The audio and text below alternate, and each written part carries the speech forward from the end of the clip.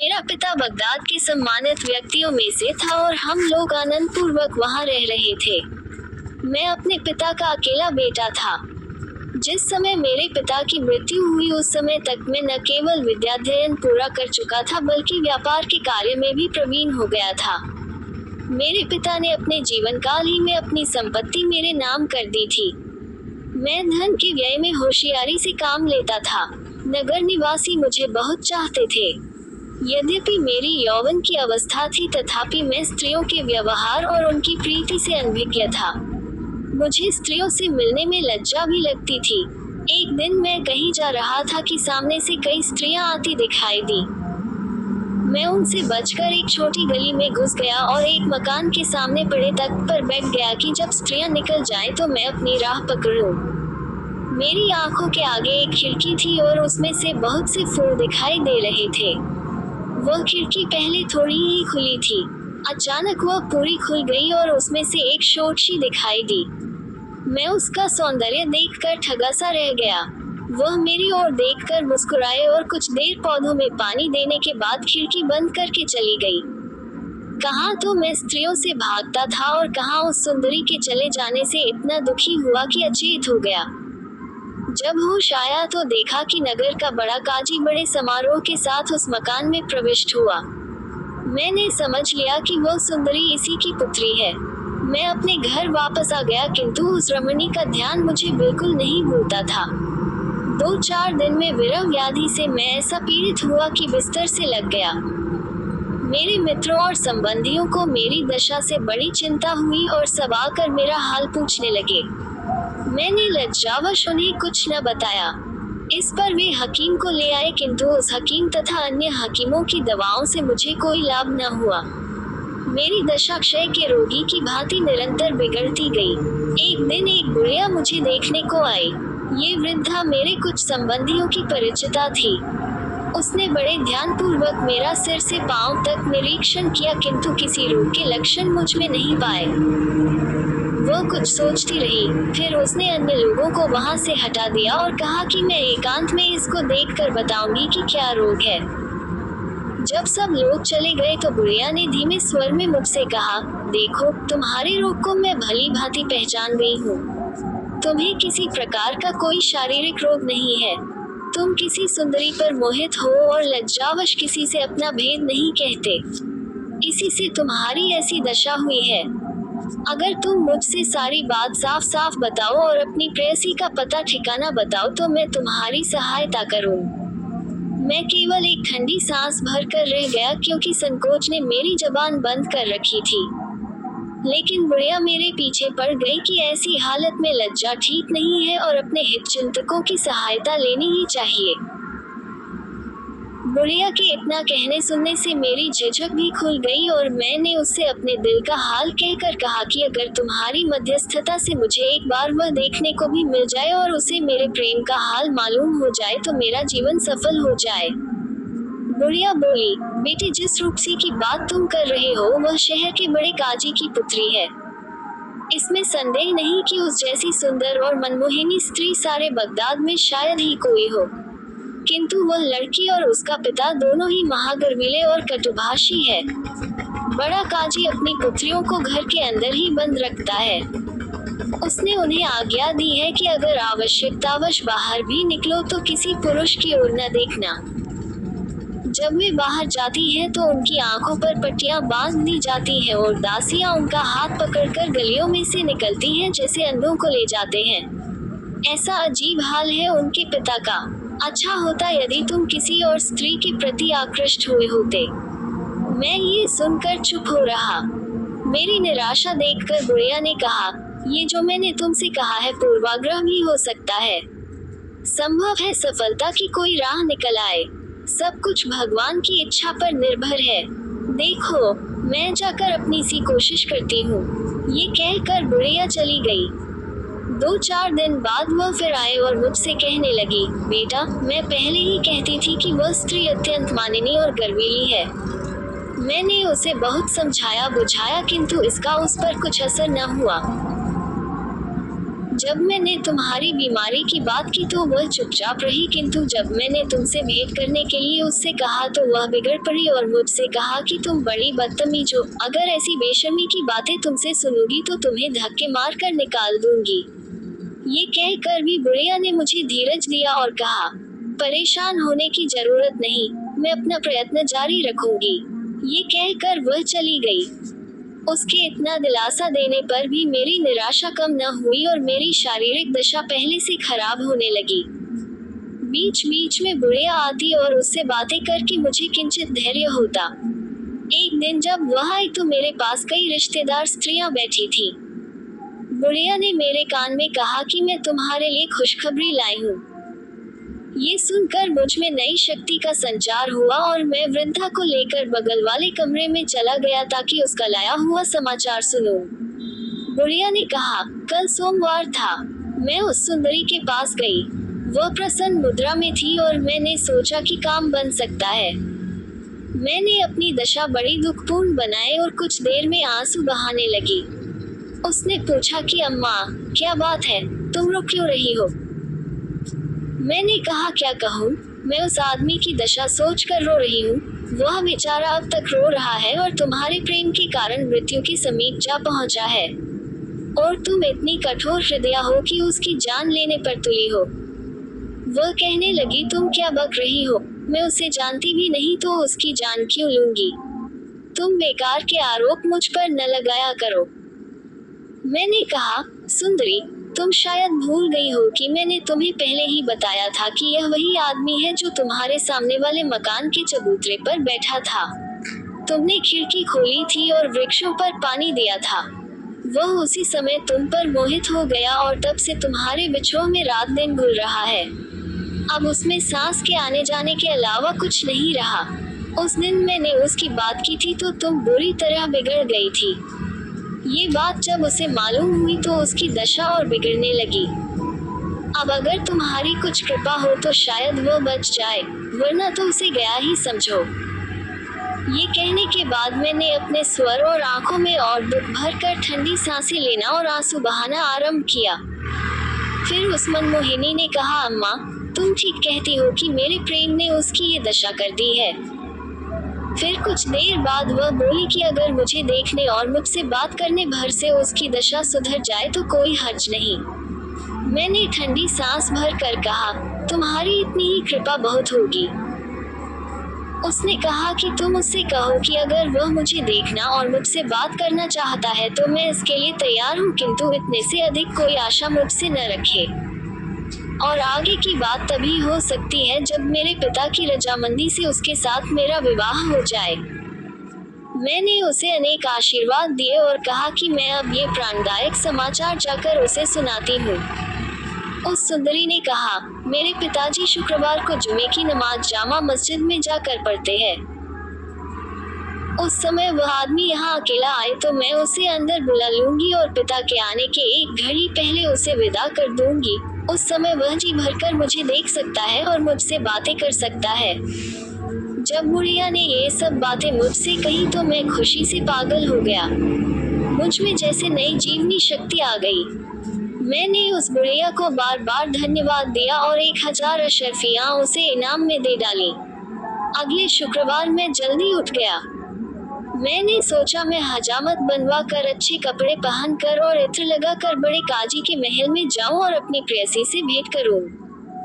अतएव मैंने एक सेवक को आज्ञा दी कि किसी अच्छे नाई को बुला लाए जिससे मैं हजामत बनवाऊं। वह इसी दुष्ट नाई को ले आया जो इस समय मेरे पीछे बैठा है। इसने आते ही मुझे देखकर कहा, आप अभी हाल ही में बहुत बीमार जान पड़ते हैं।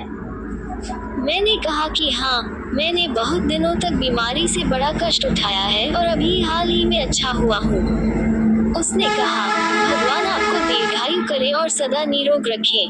मैंने कहा, सब उसकी इच्छा पर निर्भर है, वह जैसे चाहे वैसे रखे। इसके बाद ये बोला कि मुझे क्या आ गया है, मैं आपकी हजामत बनाऊं या फंस खोलूं? मुझे गुस्सा आ गया और मैंने कहा, तुम्हारा दिमाग खराब हो गया है क्या? अभी मैं कह चुका हूँ कि मैं लंबी बीमारी से उठा हूँ। फंस खुलवा कर और खून निकलवा कर क्या मुझे जान देनी है? तुम जल्दी से मेरी हजामत बनाओ और अपनी राह पकड़ो। मुझे दोपहर को एक जरूरी काम से जाना है। ये नाय इस पर भी काफी देर तक बकवास करता रहा। न तो इसने अपनी औजारों की पेटी खोली न कोई उस्तरा निकाल कर तेज किया। हाँ, कुछ देर बाद उसने अपनी पेटी से एक यंत्र सा निकाला और आंगन में जाकर उसे सूर्य की ओर लगा दिया। फिर उंगलियों पर गिनकर कहने लगा कि आपको प्रसन्न होना चाहिए।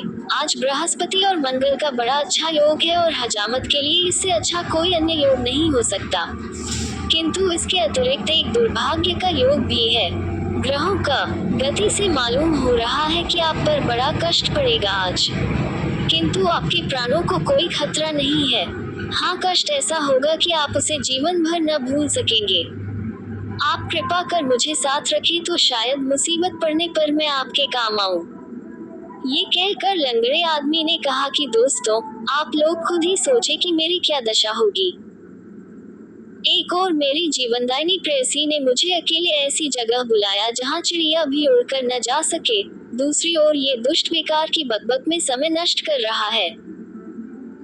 मुझे क्रोध तो बहुत आया, किंतु मैंने उस पर काबू पाकर कहा कि देखो, मैंने तुम्हें यहाँ सलाह लेने और मुहूर्त देखने को नहीं बुलाया, हजामत बनवाने को बुलाया है। तुम्हें हजामत बनानी है तो बनाओ, वरना चले जाओ, मैं दूसरा नाय बुला लूंगा। इसने दांत निपुड़ते हुए कहा, आप इतना क्रुद्ध क्यों हो रहे हैं? मेरे जैसा गुणी नाय आपको सारे संसार में नहीं मिलेगा। मैं अनेक विद्याओं में पारंगत हूँ, जिनमें से कुछ का उल्लेख कर रहा हूँ। मैं हकीमी जानता हूँ, ज्योतिष, व्याकरण, काव्यशास्त्र, वेदांत, न्याय व्यवस्था आदि सब जानता हूँ। मैं गणित भी जानता हूँ और खगोल शास्त्र भी, और सारे बादशाहों के इतिहासों से भी परिचित हूँ। मेरे स्वर्गवासी पिता ने, जिनकी याद से मेरा दिल अब भी भर जाता है, सारी विद्याएं मुझे सिखाई थी, जिससे मैं आप सज्जनों की सेवा भी करूं और सुरक्षा भी।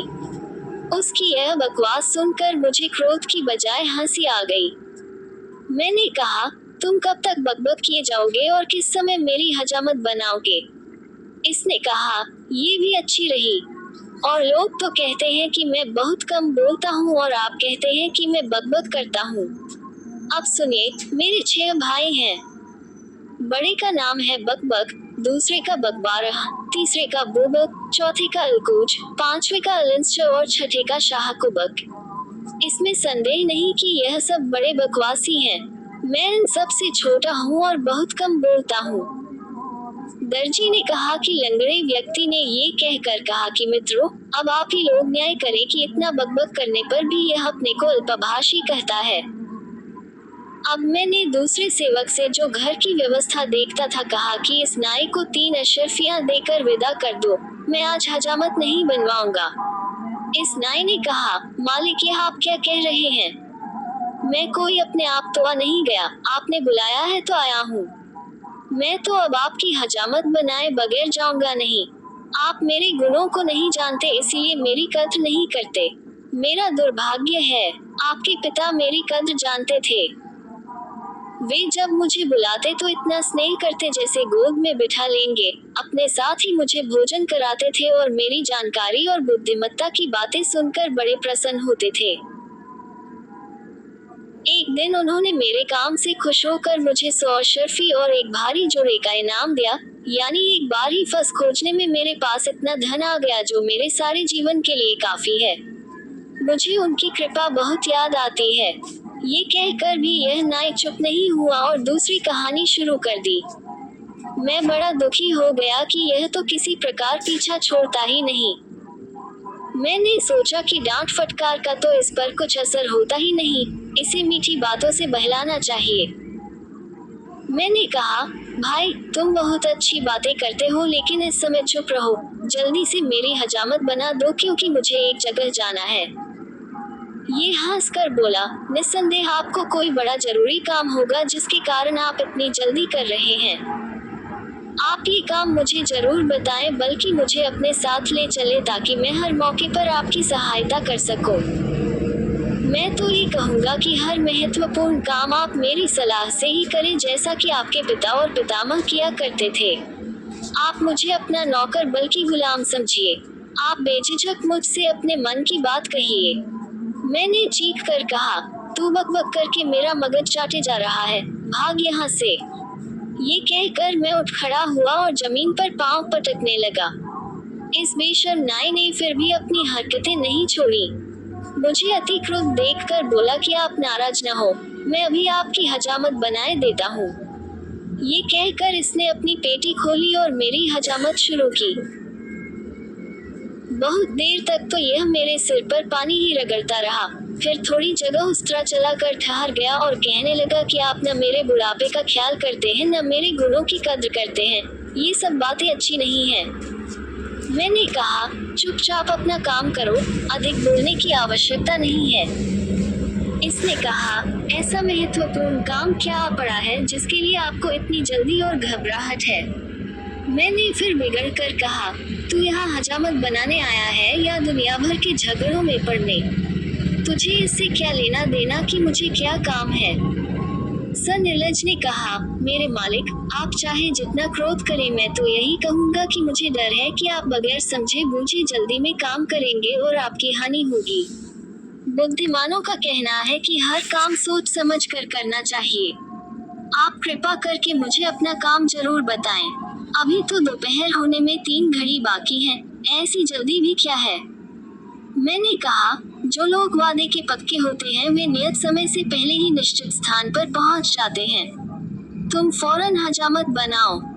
इसने धीरे धीरे मेरा सिर मुड़ना शुरू किया और आधा सिर मुड़ कर खड़ा हो गया और सूर्य की ओर देखकर कहने लगा कि अभी हजामत पूरा करने की साइट नहीं आई। मैंने कहा, मुझे ज्योतिष पर विश्वास नहीं, तू जल्द हाथ चला। इसने कहा, अच्छा आप कहते हैं तो बनाए देता हूँ, लेकिन डर है कि आप कहीं बीमार न पड़ जाएं। ये कहकर इसने काम तो शुरू किया, लेकिन ये हाल कि एक बाल मुड़ता था तो 10 बातें कहता था। मैंने इसे धोखा देने के लिए कहा कि मेरे मित्रों ने मेरे स्वास्थ्य लाभ की खुशी में भोज दिया है, मुझे उसमें जाना है। ये सुनकर ये उछल पड़ा और बोला, आपने अच्छी याद दिलाई। मैंने भी अपने मित्रों को भोजन पर बुलाया था, लेकिन मैं भूल गया और कुछ भी तैयारी नहीं की। मैंने कहा, भाई तुम इसकी फिक्र न करो, मैं तुम्हें अपनी रसोई से पका पकाया खाना दिलवा दूंगा। पिताजी तुम्हारी बातों से खुश होकर इनाम देते थे, मैं तुम्हें उनसे बढ़कर इनाम दूंगा, मगर इस शर्त पर कि तुम चुप रहो। इसने कहा कि भगवान आपको प्रसन्न रखे, लेकिन न जाने आपका दिया हुआ सामान काफी होगा या नहीं। मैंने कहा कि 6 भुने हुए मुर्ग हैं, तरह तरह के मांस के पकवान तथा अन्य खाद्य सामग्री है, 70-80 आदमियों के लिए काफी भोजन होगा। मैंने नौकरों से कहा कि सारा पका खाना इस कम भक्त को दे दो और मदिरा की सुराहियां भी। इसने कहा कि कुछ फलों को देने की कृपा करें। मैंने कहा, इसे फल भी दे दो, लेकिन इसकी दुष्टता का अंत नहीं हुआ।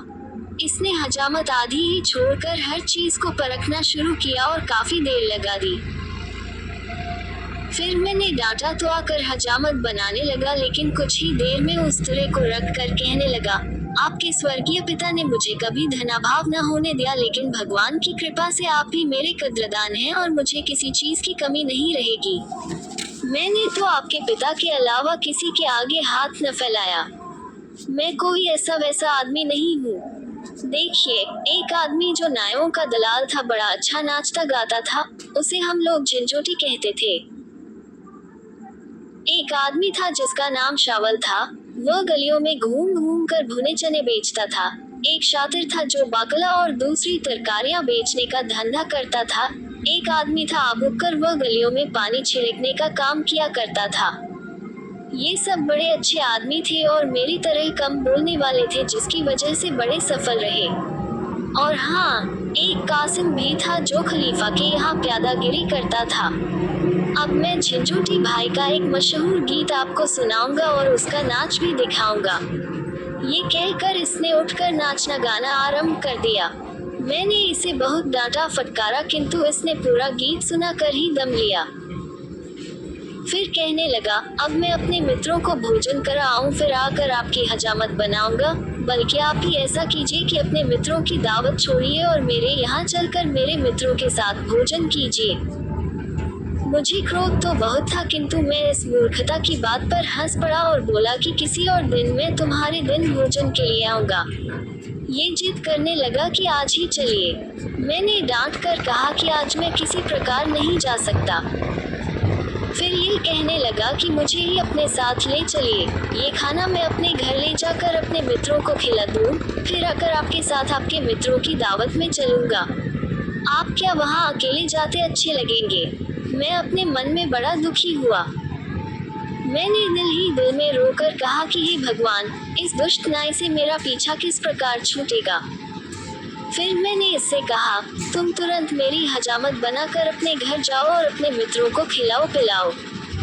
मेरे मित्र अकेले मेरा ही इंतजार कर रहे हैं, वे किसी को मेरे साथ अतिथि नहीं बनाना चाहते। मैं तुम्हें ले गया तो शायद मुझे भी उस दावत में न बैठने दिया जाए। इसने कहा, आप भी खूब मजाक करते हैं। जब आपके मित्र हैं तो आपके साथ एक और आदमी के आने पर उन्हें क्या आपत्ति होगी? फिर मैं तो बड़ा सुभाषी हूँ, मेरे जाने से आपके सभी मित्रों को बड़ी प्रसन्नता होगी। लंगड़े आदमी ने कहा कि मित्रों, इसकी यह बात सुनकर मैं बिल्कुल निराश हो गया कि आज का सारा मामला तो इसने चौपट कर दिया। ये भी सोचा कि इसको बिगड़ने से भी कोई लाभ नहीं। मैंने इसकी बात का कुछ उत्तर न दिया। इतने में जुमे की नमाज की पहली अजान हुई। मैं चुप हो रहा तो इसने भी अपना काम शुरू किया और थोड़ी ही देर में हजामत पूरी कर दी। फिर मैंने इससे प्रसन्नतापूर्वक कहा कि तुम मेरे नौकरों से खाने पीने का सामान उठवा कर अपने घर जाओ और अपने मित्रों को खिलाओ पिलाओ। फिर आ जाना तो मैं तुम्हें दावत में ले चलूंगा। ये किसी तरह मेरे घर से टला तो मैं जल्दी से नहाकर और नए कपड़े पहनकर दूसरी अजान की प्रतीक्षा करता रहा ताकि मेरी प्रेमिका का पिता नमाज को चला जाए तो मैं वहां पहुंचूं।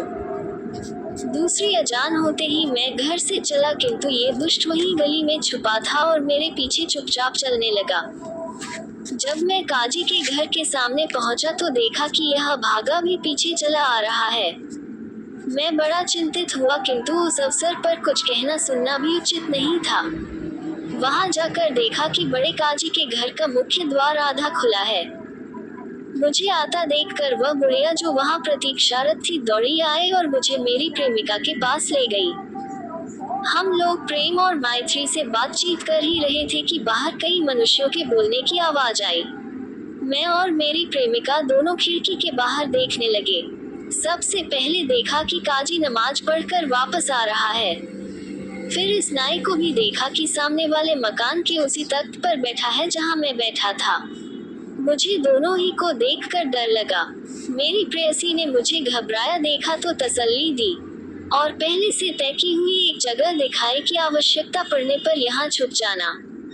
क्या बताऊं, उस दिन इस दुष्ट नाई के कारण मुझ पर ऐसी विपत्ति पड़ी जिसका वर्णन नहीं कर सकता।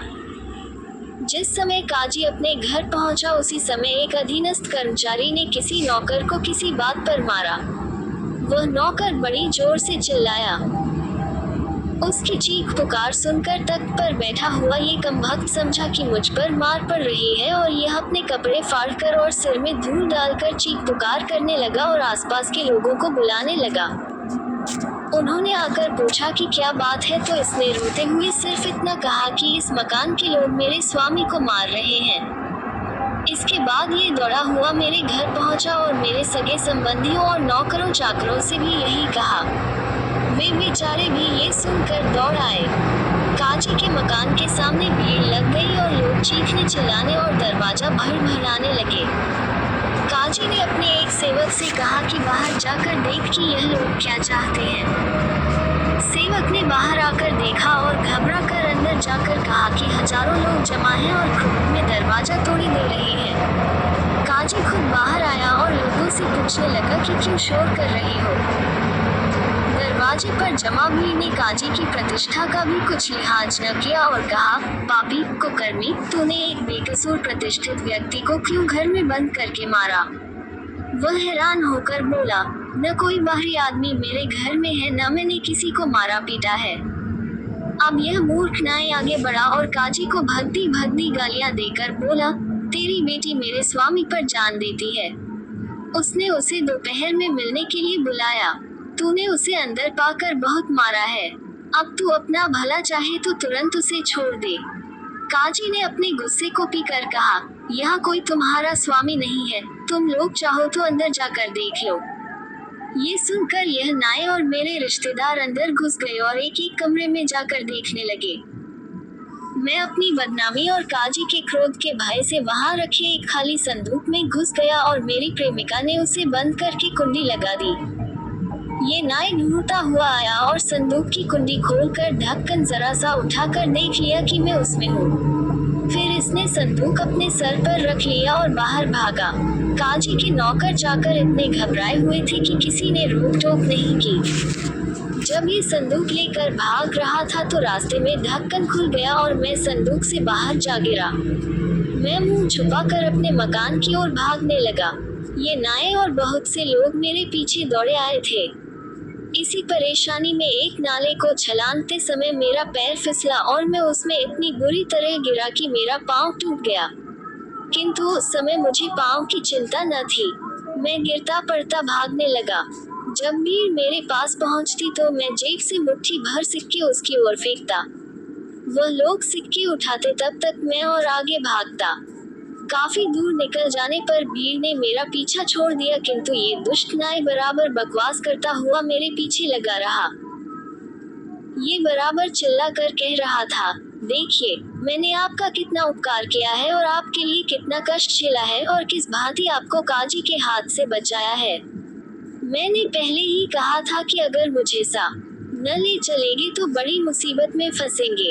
ये जो कुछ हुआ आपकी बुद्धि की कमी के कारण हुआ, और आप फिर बड़ी भूल कर रहे हैं कि मुझसे भाग रहे हैं। आप मुझसे भागेंगे तो फिर मुसीबत में पड़ेंगे। यह पापी इसी प्रकार बकवास करता हुआ आ रहा था। सारे सुनने वाले समझ गए कि मैं किस काम के लिए गया था और सभी मुझे देखकर हंसने लगे थे। सभी लोग मेरी खिल्ली उड़ा रहे थे। मेरा जी करने लगा कि इसी जगह इसे पकड़कर इसका गला दबाऊं, लेकिन ये सोचकर रह गया कि ऐसा करने में मेरी ही और फजीहत होगी। लोग बराबर मेरा मजाक उड़ा रहे थे और ये बराबर बकता हुआ मेरे पीछे लगा था। मैं लाचार होकर एक बड़े घर में घुस गया। उसका स्वामी मेरा परिचित था। उसके पास जाकर मैंने कहा, मित्रवर, मुझे इस राक्षस नाई से बचाओ वरना आज यह मेरी जान ही ले लेगा। मित्र इस अचानक आए मुसीबत से परेशान तो हुआ, लेकिन उसने दरवाजे पर आकर इस नाई को डांट फटकार कर और धक्के दिलवा कर भगा दिया। फिर उसने पूछा कि आखिर बात क्या है। मैं घबराहट, थकन और पांव की तकलीफ से अधिक बात करने के योग्य नहीं था। मैंने उससे कहा कि मुझे तनिक सावधान हो लेने दो, फिर मैं तुम्हें सारी बातें बताऊंगा। कुछ देर बाद मैंने उसे सारा किस्सा, विशेषतः उस दिन की सारी घटनाएं ब्यौरेवार बताई। वह हंसने लगा और बोला, अब तो वह दुष्ट भाग गया है, अब तुम प्रसन्नता पूर्वक अपने घर जाओ। मैंने उससे कहा, भाई, मुझ पर कृपा करो और अपने घर से न भगाओ। अगर मैं अपने घर गया तो ये जानलेवा नाई फिर वहां पहुंच जाएगा और मुझे इतना दुख देगा कि मेरी जान ही जाती रहेगी। इसके अतिरिक्त यह बात भी है कि इस अभागे के कारण सारे शहर में मेरी ऐसी बदनामी हो गई है कि मैं यहाँ किसी को मुंह दिखाने के योग्य नहीं रहा हूँ। मित्र मेरी बात सुनकर चुप हो रहा। मैं कुछ दिनों तक उसके घर में रहा और वहाँ छुपे छुपे अपने गुमाश्तों को बुलाकर अपनी संपत्ति का प्रबंध कर दिया। जब पांव का घाव ठीक हो गया तो लंगड़ाता हुआ, क्योंकि हड्डी टूटने के कारण मैं सारी उम्र के लिए लंगड़ा तो हो ही गया था, बगदाद को छोड़कर इस नगर में आ बसा। मुझे आशा थी कि यहाँ इस नाई से छुटकारा मिलेगा, किंतु मेरे दुर्भाग्य से यह यहाँ भी मौजूद है। मित्रों, आप लोग स्वयं विचार कर देखें कि इस कमबख्त ने मुझ पर क्या क्या मुसीबत नहीं डाली। उस चंद्रमुखी से जो मुझसे विवाह करने को राजी थी, मैं हमेशा के लिए बिछुड़ गया। अपने नगर में किसी को मुंह न दिखा सकने के कारण वहां से भागने को विवश हुआ और जीवन भर के लिए लंगड़ा हो गया, वह अलग। ये कहने के बाद वह लंगड़ा सभा से चला गया। सभी लोग उसकी दुर्भाग्यपूर्ण कथा सुनकर बड़े प्रभावित हुए। सबने उस नाई से पूछा कि इसने जो बातें कही क्या वे बातें सच हैं। अगर उसका वृतांत सच है तो निस्संदेह तू महामूर्ख और खतरनाक आदमी है और तुझे इसकी अच्छी तरह सजा मिलनी चाहिए। नाई बोला, जो कुछ उस आदमी ने कहा वह बिल्कुल सच है। लेकिन आप ही बताएं कि मेरा क्या कसूर है। मैं तो उसकी चीख पुकार सुनकर उसकी सहायता के लिए गया था। वह तो लंगड़ा ही हुआ है, मैं न होता तो उसकी जान भी जा सकती थी। वह मुझे उल्टे दोष देता है। मैं तो 7 भाइयों में सबसे कम बोलने वाला हूँ। कहो तो अपनी और अपने भाइयों की कहानी कहूँ। ये कहकर उसने बगैर उनकी अनुमति की प्रतीक्षा किए अपनी कहानी शुरू कर दी।